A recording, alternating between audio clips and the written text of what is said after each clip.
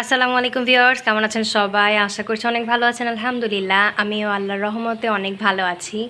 তো আজকে বাসায় দুজন গেস্ট দাওয়াত দেওয়া হয়েছে, তো তাদের জন্য হচ্ছে হালকা পাতলা রান্না করা হয়েছে। মানে সামান্য কিছু আয়োজন, যতটুকু আমাদের সামর্থ্যের মধ্যে কুলাইছে ঠিক ততটুকুই রান্না করছি। তো রান্না বান্না শেষ, তারা যখন আসবে তারপর হচ্ছে সব কিছু বেড়ে দেওয়া হবে। এখন সব কিছু পাতিলেই রয়েছে, সো আমি এখান থেকে আপনাদের সঙ্গে যতটা সম্ভব শেয়ার করতেছি।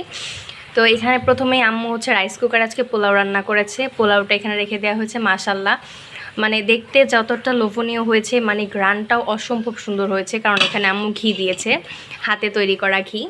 দেন হচ্ছে রয়েছে আরও কি কি দেখাই আপনাদেরকে।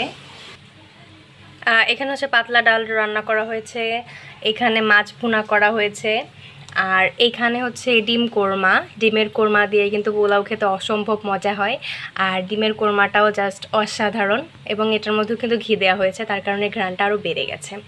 আর গরুর দুধ দিয়ে কিন্তু এটা রান্না করা হয়েছে, এখানে কোনো প্রকার পানি অ্যাড করা হয়নি, পুরোটাই দুধের উপরে হয়েছে। তো এই যে, আর হচ্ছে ওই পাশে ভাত রান্না করা, আর এখানে হচ্ছে ভাত রান্না করা হয়েছে পাতিলে। তো আমরা সবাই ভাত খুব কম খাই, আর যাদেরকে দাওয়াত দেওয়া হয়েছে তারাও পোলাওটাই বেশি পছন্দ করে, তারাও ভাত খায় না। তারপরে ভাতটা যেহেতু রাখতে হয়, এজন্য ভাত মাছ এগুলো রয়েছে। আর এখানে হচ্ছে গরুর মাংস। গরুর মাংসের কালারটা দেখেন, মাশাল্লাহ অনেক সুন্দর একটা কালার আসছে।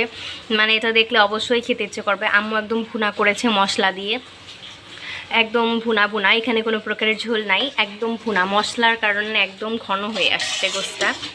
আর এখানে রয়েছে পায়েস। যে কোনো খাবারের শেষ পথে যদি পায়েস না দেওয়া হয় তাহলে কিন্তু খাবারটাই অসম্পূর্ণ থাকে। তো এই ছিল আজকে আমাদের গেস্টদের জন্য রান্না।